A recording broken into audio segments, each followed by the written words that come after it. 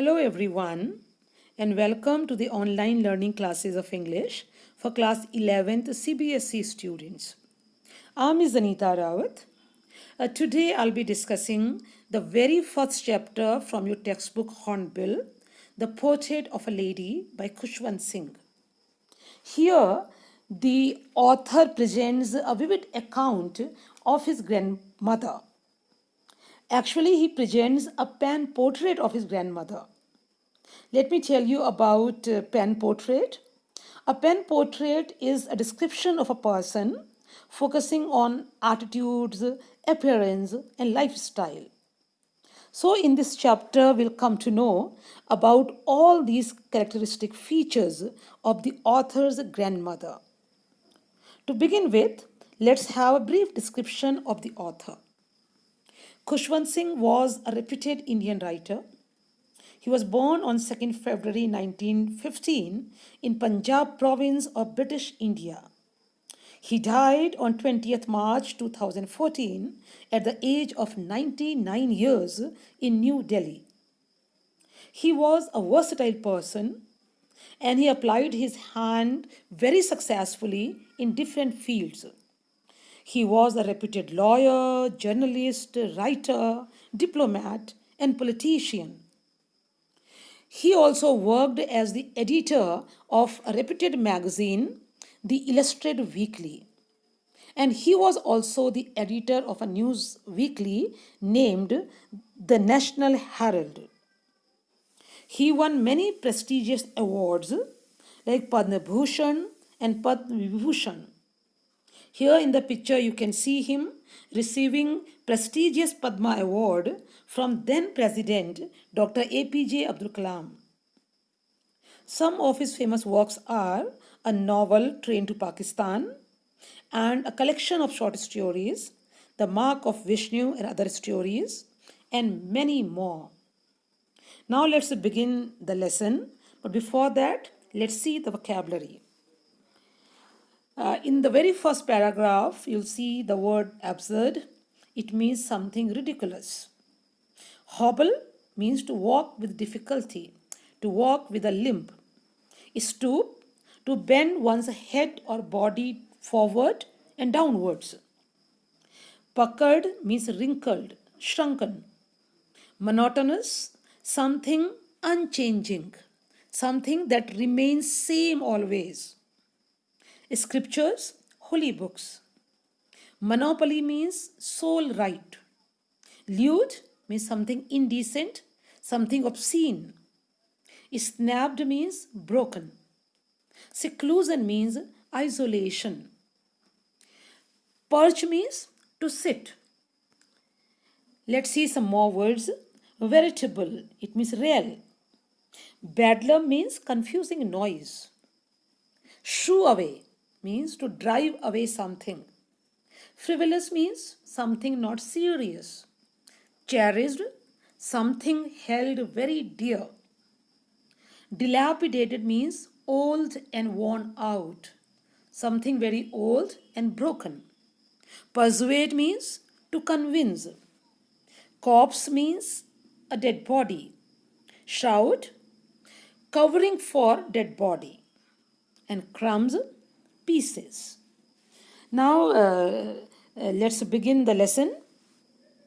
As the lesson begins, children, in the very first paragraph, you'll find description of the author's grandfather along with his grandmother. He had seen his grandfather in a portrait. It may be that he was born after the death of his grandfather. So he had seen him only in the portrait that was hung on the wall of the drawing room.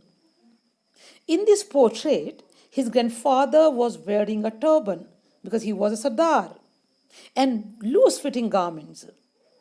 He had a long beard that covered the best part of his chest, and he looked very old.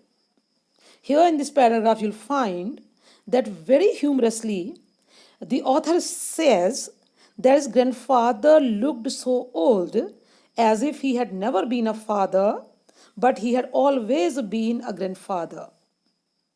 I think the picture here can give you a fairly good idea about the author's grandfather. Then the author gives us description of his grandmother, and he begins with her physical appearance. His grandmother was old, wrinkled, short, fat, and slightly bent, as you can see in the picture also. See, she used to walk all around the house with a limp. She used to walk with difficulty, with one hand resting on her waist, you can see here in the picture, and the other hand telling the beads of her rosary. Rosary, you can see here, children. Rosary is a string of tulsi beads. So, grandmother all the time used to hold that rosary, and she used to say prayers all the time. Her lips always moved in inaudible prayers. Now let's see something more about her physical appearance. The author compares his grandmother with winter landscape in a mountain. You can see some pictures of winter landscape in a mountain. It's all full of snow, so it looks white. And look at the grandmother. She also used to wear white dress, and her silver hair all the time scattered over her face. So that is why the author makes this comparison. That grandmother, she used to look like a winter landscape in a mountain, breathing peace and contentment. She looked very peaceful, and she had a kind of contentment about her, satisfaction, feeling of satisfaction all the time. So that's about the physical appearance of the author's grandmother. And now sometimes he heard people say that once his grandmother was young and pretty, and he could hardly believe it. See, he found this thought almost revolting. Revolting means something hard to believe.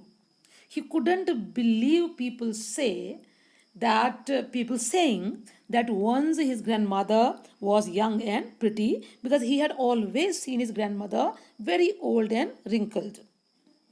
Sometimes his grandmother used to tell him about the games that she used to play as a child. And the author would find it something very, absurd, something very unreasonable. And he used to think that only grandmother was only telling the stories, and that could not be true.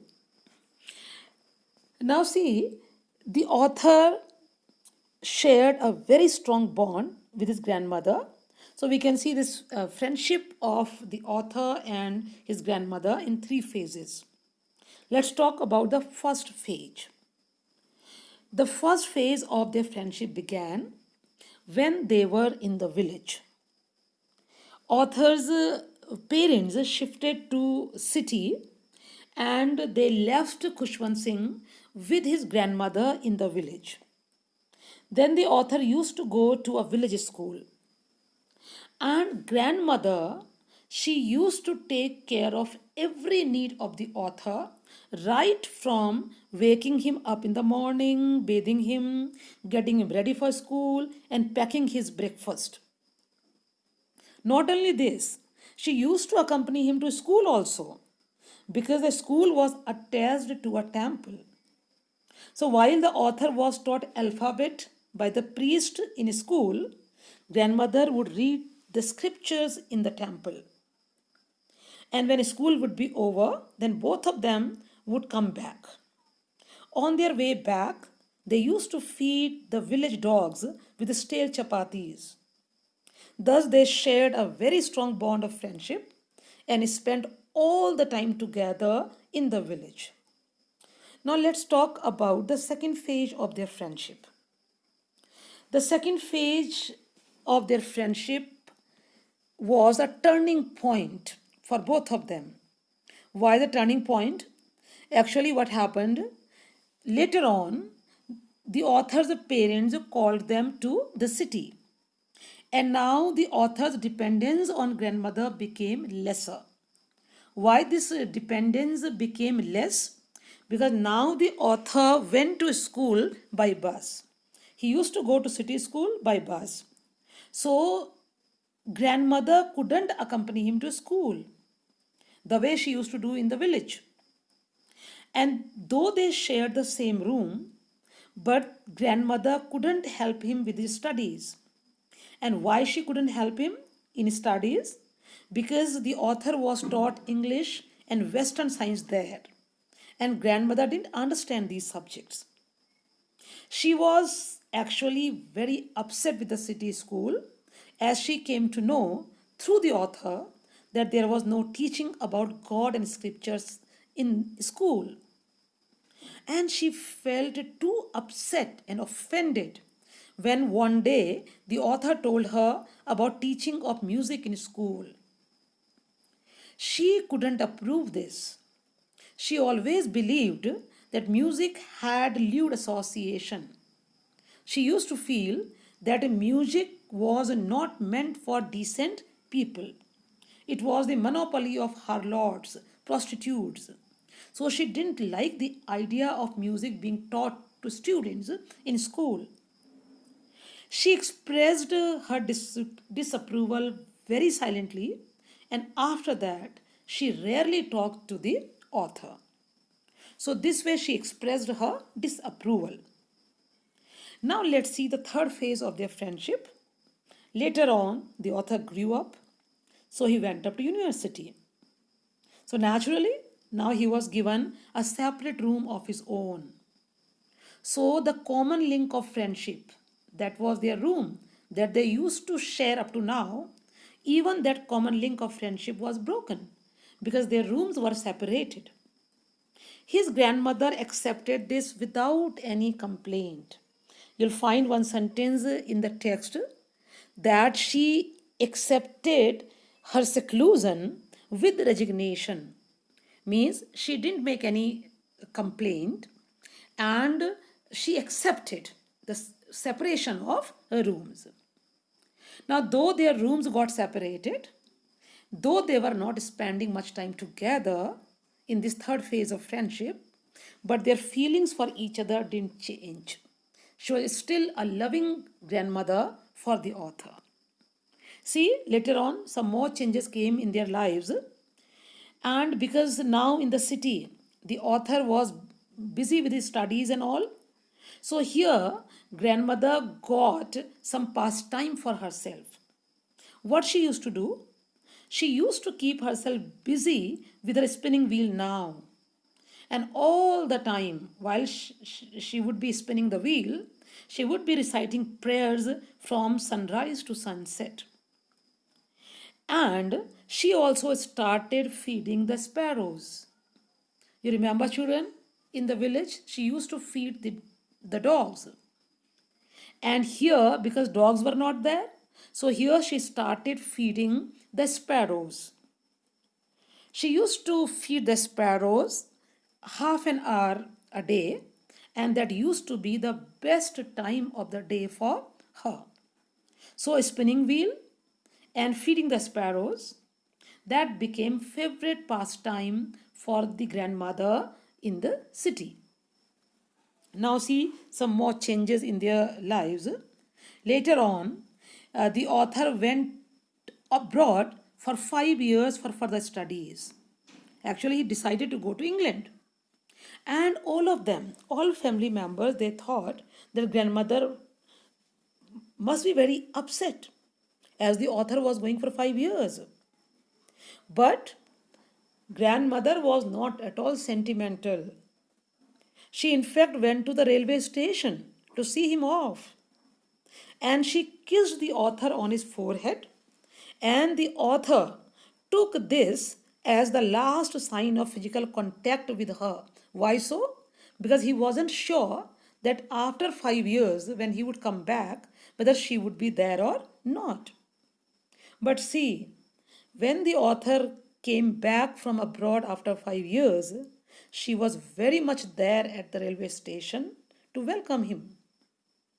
And she looked just the same to him as she was 5 years back.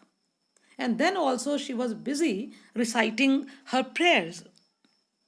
That day, when Khushwant Singh came back from abroad after 5 years, she celebrated his homecoming. How she did that? That evening, she didn't pray, but she collected the women of her neighborhood, and for hours together, she continued singing homecoming songs of warriors and beating the old drum, that old, broken, dilapidated drum. Why was she singing homecoming songs of warriors? Because actually she was celebrating homecoming of Khushwant Singh, her grandson. The family members had to persuade her to stop and to avoid overstraining. It was the first time since the author had known his grandmother that she did not pray. See what happened the very next day. The very next day, after the arrival of the author from abroad, grandmother fell sick. The doctor was called and he said it was light fever and would go. But grandmother thought it another way and she realized that her end was coming near. So she continued praying and telling the beads of her rosary. She stopped talking to anybody in the house because she didn't want to waste any time before her death, right? In talking and all. She simply wanted to say prayers. And she was lying peacefully in bed and was not talking to anybody. And after some time, her lips stopped moving. The rosary fell from his hands and she died very peacefully. So it was as if she was waiting only for the arrival of the author from abroad, and very next day she died. See how the sparrows behaved, same sparrows whom she used to feed. That day, when the grandmother breathed her last, thousands of sparrows came where her dead body was kept. The sparrows were silent. They did not cheer up at all. The author's mother felt very bad for the birds, so she got some breadcrumbs and she gave these breadcrumbs to these birds. But these birds did not even notice these breadcrumbs. They didn't eat. And when the grandmother's dead body was taken away, even these sparrows flew away very quietly. So this shows that even birds and animals they have feelings. You see, children, how these sparrows expressed sorrow over the death of grandmother. So that's the end of the chapter. And let's quickly see all these qualities of grandmother described and highlighted in the lesson. See, what about her physical appearance? She was old, wrinkled, short, fat, and slightly bent. She was very loving and caring. She took very good care of the author in the village and even in the city. She was deeply religious, as all the time she would be busy saying prayers. And she also used to read scriptures. She was very kind to birds and animals. You remember she used to feed dogs in the village and sparrows in the city. And though she was not formally educated, but she was much concerned about the author's education. And she would always inquire about it. She was having a lot of self control.